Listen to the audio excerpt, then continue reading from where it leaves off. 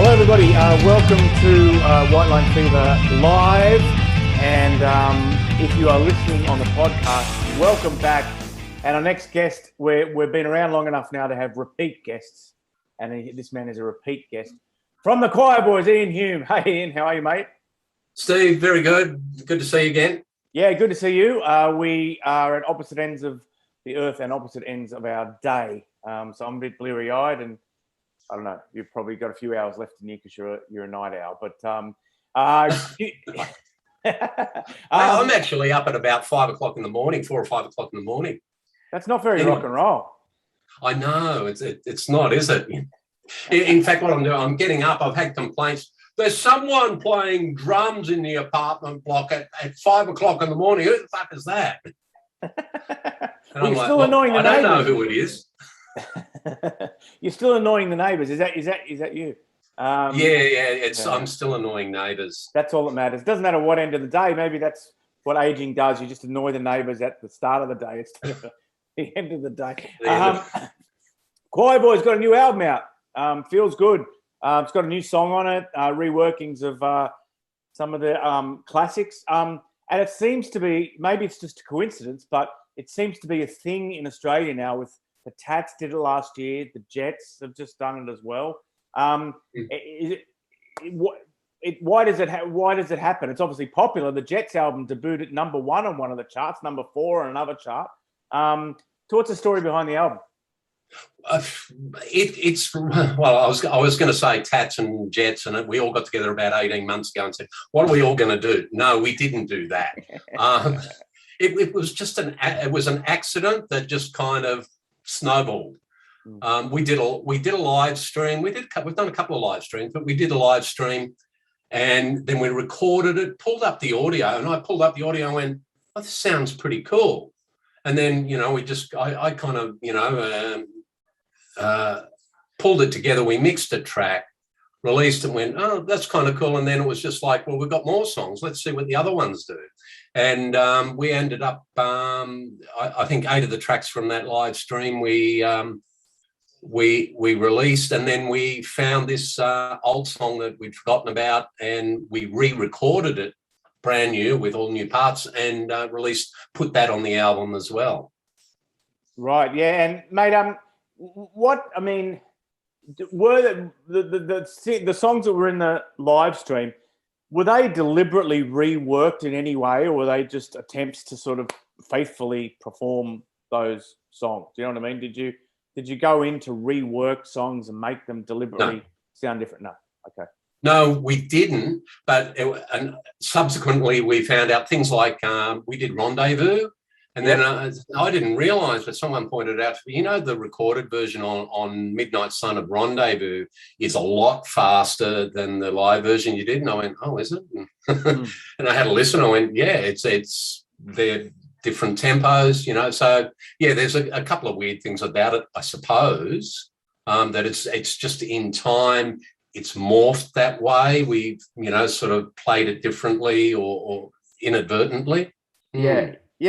And I've listened to it a couple of times. Is there there's a breakdown during Run to Paradise that's kind of funky and stuff too? What was the origins of that? Because you've played with that song a lot over the years, haven't you, to try to make it sort of sound, I know current's probably the wrong word, but to make it sound interesting and different. It's been turned into a dance song, and it's been played with a bit over the years, Yeah. Well, the dance version was with Nick Skitz, and he did that a long time ago, and that was just one of those things. But the reason it's got that middle 8 in it with the rewritten, or like a different piece of music in it, is we did it live, and when we do it live, Mark does this thing where we break down, and he does a little bit of a chat and a rave, and that whole thing. And the recorded version, just when you listen to it like that, you go, well, it's boring. It's a minute almost of dead air, So, I thought, like my chance to, my chance to shine. And I just started frigging around with it, and then put a couple of string things in, and then a guy I hadn't seen in 20 years, Paris McLeod, came into the equation. He just happened to contact me. What are you guys doing? Do you need anything mastered? And well, we're working on an album, and yes, we would like something mastered. And he came in and he had a listen. He said, we could do this to it and that. So he kind of, what I did, he kind of polished it a little bit, which was really nice of him to do that. Yeah. Well, I didn't say anything to you at all about the format for this before we started recording. So I apologize for that, but there is, for the podcast section, we kind of split up the audio and play a song every 5 minutes. And I guess we probably should play that version of Run to Paradise, since we've been talking about it for the last 3 or 4 minutes. But before we play the song, I mean, I think I've asked you this before, but what is your relationship with the song? Like, I mean, is it a love affair, 24-hour a day love affair with Run to Paradise, or do you sometimes get sick of playing it and hearing it? And has your relationship with the song changed over the years? Oh, it probably has changed a little bit. Like these days when we play it, it's not like a labour to do, because people love it so much, and it's like it's two-way. So people are loving it, and we're loving playing it. So it's always a pleasure to play, and it's I suppose done a lot of good for us. So yeah, I don't have a problem playing it, or with that song.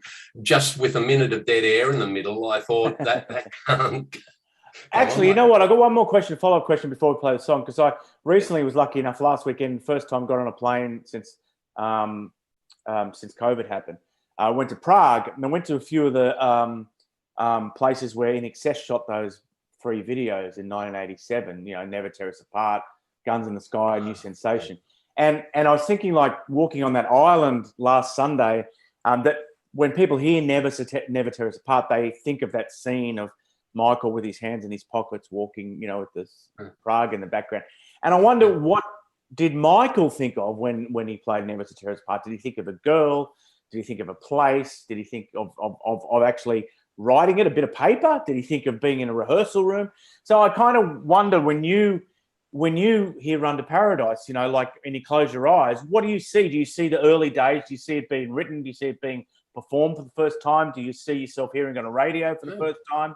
Or what do you see, I don't know. I hadn't really thought about it like that, but when you mention it, there's certain things that spring to mind. I can remember us sitting down and arranging the song in Sound Level Studios in, where is it, in Ultimo? Yep. And that's kind of where I suppose the song really came together. There was another period where there was a chorus and a riff or something. We jammed it out. That was somewhere in Queensland, but it really came together around about that time at Sound Level Studios in Ultimo, and that sort of springs to mind. I can remember hearing it on radio, and that whole thing was, it's getting some airplay. How wonderful! How cool, And got a lot more after that. Got a lot more.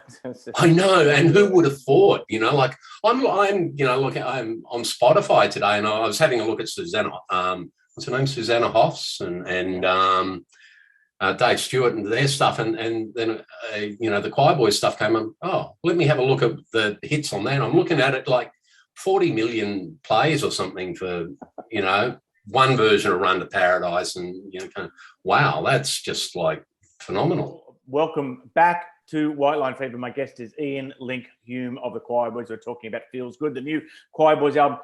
Where did the nickname come from, Link, mate? Where did it come from? Now Mark was just talking about this the other day, and I thought it was Lindsay, but he apparently rolled up to my place when I was still living at Seaforth with my folks, and my brother answered the door, and Mark goes, "Where's Ian?" And he was like a lot younger than me. He must have been about 14 at the time, and he starts jumping around like a maniac and going, "Monkey's not here, Monkey's not here." And this was because I'd had long hair, like kind of like this, and I'd had it all cut off, and I had a crew cut. And he thought I looked like a monkey, the missing link. So he referred to me as the missing link, and then it just kind of it stuck from there. We won't ask for a demonstration. What was it now? How did COVID kind of impact the Choirboys, mate? How did I mean, obviously it impacted everybody. They couldn't play live anymore. You started to do these live streams, and that's why we've got this record. What was it like, particularly, I guess, in Sydney? You're not in Melbourne, it could have been worse, but what was it like?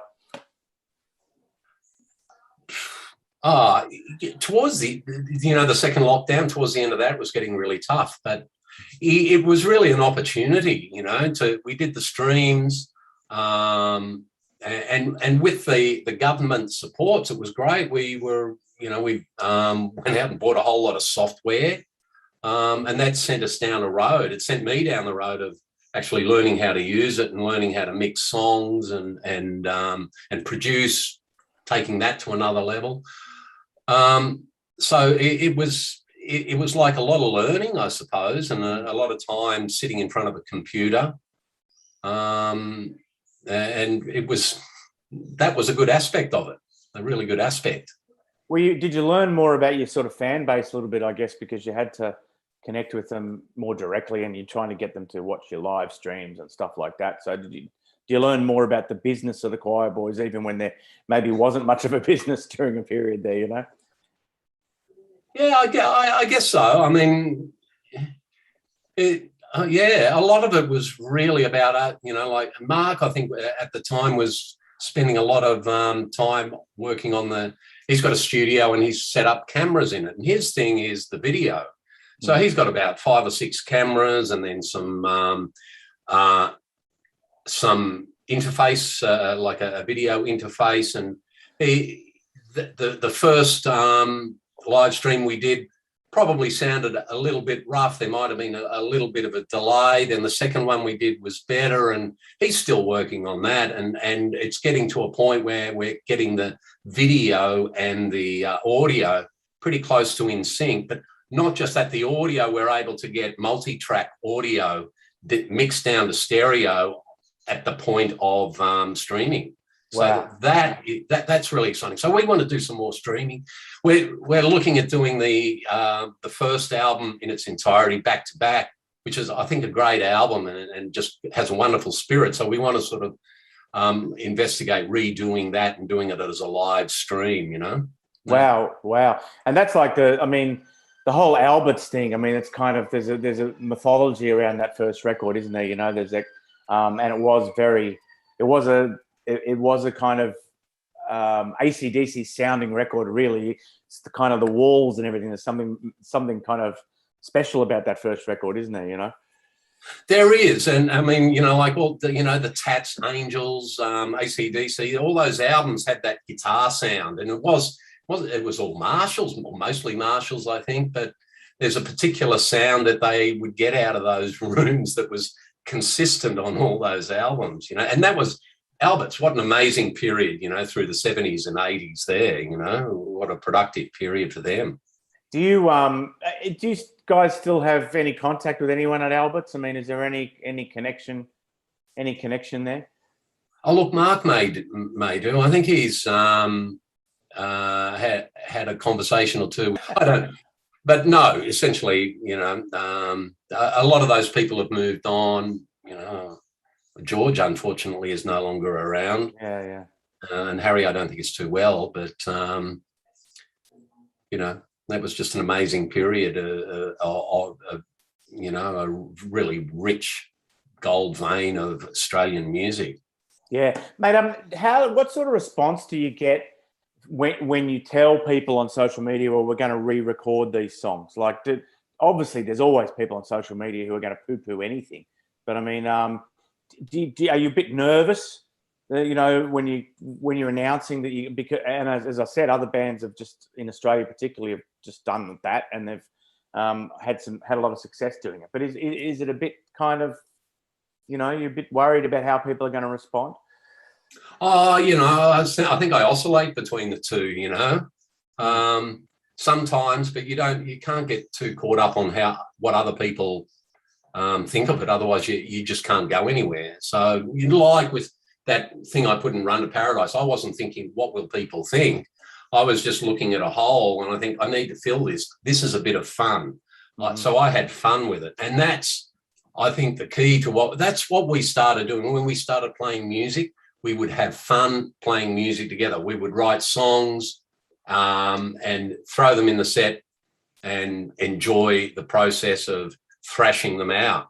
So I think it's about that. It's about us enjoying it, and hopefully other people enjoy it as well, which has worked for a few years. My guest is Ian Hulme of the Choirboys, and I want to thank him for his time. And the reason we've been talking on the last couple of episodes is a new album, Feels Good, and there is a new song called, correct me if I'm wrong, Home Free on the new album, which is a new old song. It's kind of was sitting around and weren't doing much with it. Can you tell us a bit about it? Yeah, okay. So it wasn't sitting around in our keep. So Mark and I knew nothing about it. And someone sent me, there's a fan on Facebook Messenger, and every now and then, they send how you doing? This is my favourite Bible song, or whatever. And they sent through this song. I love this song. And I'm going, what the hell is this? So I had a listen, and it was Mark, myself, and his acoustic guitar. We're doing a version of Home Free at a radio station in Port Macquarie. And I'm listening to the song and I say, oh, that's really good. But neither he nor I have any recollection of writing it or performing it. So this dude's just sent in a song, and I don't know, I think it was a girl actually. From there I went, oh, and this is at the time that I'm mixing Feels Good.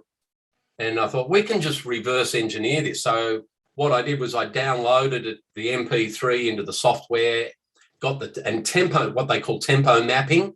So the song has a tempo variation from about 95 beats a minute to about 108 beats a minute. And we just tempo matched that exactly and just kept the whole thing and redid everything. So nothing of the original recording still exists apart from the tempo. And then we just added guitars, bass, and drums. We got Pete Drummond from Dragon to do drums on it. Lindsay wasn't available, so he did the drums, and we went from there. And it is what it is. But it's bizarre that you, at no point of the process did you go, oh yeah, I kind of remember this, or at no point did you recall writing it, performing it, nothing. No. And here's the thing. My wife remembers it. She said, oh, I remember you guys doing that song. And she's sitting in bed with a computer, and she goes, types it in, and then finds the lyrics for it online. And I'm like, oh my God. I've never heard of like obviously the last Van Halen album was full of old ideas which were reworked, but I've never heard of a band releasing their own song that they have no recollection of writing or recording. To me, it's completely new. I've never. I guess if you live long enough, it's going to happen, isn't it? I guess. I don't know. Am I getting too old? Am I losing it? So, we're going to play that song for the listeners, not for the viewers, because there's all sorts of copyright laws on the internet. What is the future of new Choirboys music? I mean, and the other thing is, I kind of think that the song Feels Good, and there's been a number of them. There must be songs in your back catalogue from a period where you feel they didn't get the airplay they deserved, and you do try to mix a bit of medicine in with the sugar, where you go, okay, we're going to give you Run to Paradise, but we're going to give you this song from the 90s or the early 2000s that you should have heard, but you didn't hear, and you're really going to like it. Is there a bit of that in what you're doing, that you want to give the songs a new life? I mean, I got a press release yesterday that Nick Barker's re-released a song off Damn Mermaids. That's a brilliant album, Damn Mermaids, and most people never heard it. So there must be a bit of that in your methodology, that you want people to kind of hear stuff that they may have missed the first time around. Look, I think you're partly right, but it's not with a vitriol. It's not like you bastards didn't, listen to this, or radio stations didn't play it. Or it's just kind of, with Feels Good's a good example. That's on Dancing of the Grave, and I just had some video footage of Lindsay doing a show and backstage and doing that sort of thing and being a bit goofy, and I was looking for some of our music to put to it, and I just gravitated. I almost went directly to Feels Good, and I thought, oh, that's really cool. And subsequently to that, I'm just going, this is a really great little rock and roll song. So we resurrected it, and that's kind of it started us down the rabbit hole of looking at demos we've done over the years, songs on other albums like Feels Good. There's another song I think on Dancing on the Grave of Keep It Up, which I think could do with being reworked and have a different interpretation that's I don't know, more us, I suppose. So that may happen, but immediately Mark and I are working on a whole bunch of songs, and along with Brett, and we hope to have an album of fresh new material out sometime next year. Oh, that's fantastic. Again, it's about us. What we're doing is just, it's a voyage of discovery, and we're going, I love this, I love doing this, I love doing that, Yeah, and you've had had being able to do music. You've had that period of doing like Tom Petty songs and Easy Beat songs and stuff like that, and obviously that was a lot of fun. So it's good to. I mean, what is it? And we'll play the song, the new song, and then we'll go soon. But what is it? What is releasing an album for the Choirboys in 2022 entail? I mean, do you self-release? Have you got a label? Is it? It's obviously much different than it used to be when you have to buy, time in a recording studio or your record company to give you a big advance. How does it work in 2022? Well, in 2021, we're doing it all ourselves. We've got a guy that helps us with the marketing and promo and the social media sort of side of it, because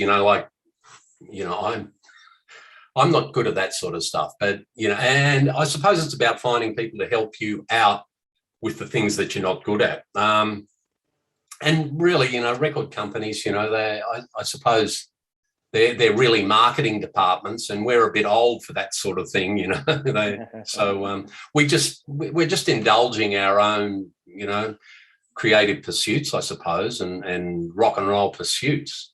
Yep. And getting back out on the road, is that something that's on your agenda? Yeah, mate, that's happening. December, we've got a few shows coming up, and we plan to do a few shows down the East Coast next year. So live shows are important. That's, where we sort of get to, thrash it out, I suppose. Yep. Well, it's been awesome to see you again and hear you again. We could only hear you at the start, but let's hear Home Free. Let's hear Home Free, and thanks very, very much for joining us. Steve, an absolute pleasure. Thank you for having me, and great to see you again, even though we're like thousands and thousands and hundreds and thousands of kilometres apart.